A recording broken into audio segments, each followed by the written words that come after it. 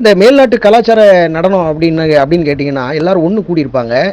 யார் கூட வேணாலும் ஆடலாம், டான்ஸ் ஆடலாம். இப்போ கணவன் மனைவி வந்திருக்காங்க அப்படின்னு சொன்னால் மாற்றி கூட ஆடிக்கிடலாம். கையில் ஒரு குப்பி, சாராய குப்பி ஒன்று வச்சுக்குவாங்க. 2 பேருமே மாறி மாறி அப்படியே ஷேர் பண்ணி குடிப்பாங்க. இது ஒரு கலாச்சாரம், அது வெளிநாட்டு கலாச்சாரம். இவர் வெளிநாட்டுக்கு ஓயாமல் எங்கே போனாலும் வெளிநாட்டிலே இருந்துகிட்டு இருப்பார். இந்த தினகரனுடைய ஃபேமிலி பூரா வெளிநாட்டிலே இருந்துட்டு அந்த இதெல்லாம் பார்த்து செஞ்சதுனால நிமித்தமாக அந்த மேல்நாட்டு காரியம் வந்துட்டு. ஆனால் என்ன, இந்த சாராய குப்பி மட்டும் இல்லை, மற்றது எல்லாமே கம்ப்ளீட்டடாக இருக்குது.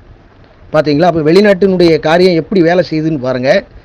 கடைசியாக சகோதரரே, உண்மை உள்ளவைகள் எவைகளோ, ஒழுக்கம் உள்ளவைகள் எவைகளோ, நீதி உள்ளவைகள் எவைகளோ, கற்புள்ளவைகள் எவைகளோ, அன்புள்ளவைகள் எவைகளோ, நற்கீர்த்தி உள்ளவைகள் எவைகளோ, புண்ணியம் எதுவோ, புகழ் எதுவோ, அவைகளை சிந்தித்து கொண்டிருங்கள் என்று வேதம் சொல்லுகிறது.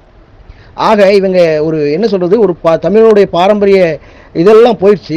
கல்யாணம் எப்படி பண்ணணுங்கிற கான்செப்டே இல்லாமல் வெளிநாட்டு கல்ச்சரல் சில காரியங்கள், லிவிங் டுகெதர் எல்லாம் இருப்பாங்க இல்லையா, அவங்க ஆடக்கூடிய நவநாகரிக ஒரு காரியத்தை இந்த டிஜிஎஸ் சரி பால் தினகரனும் அதுக்கு அடுத்தாக்க அவனுடைய மருமகனும் இந்த மாதிரி பண்ணியிருக்கிறாங்க.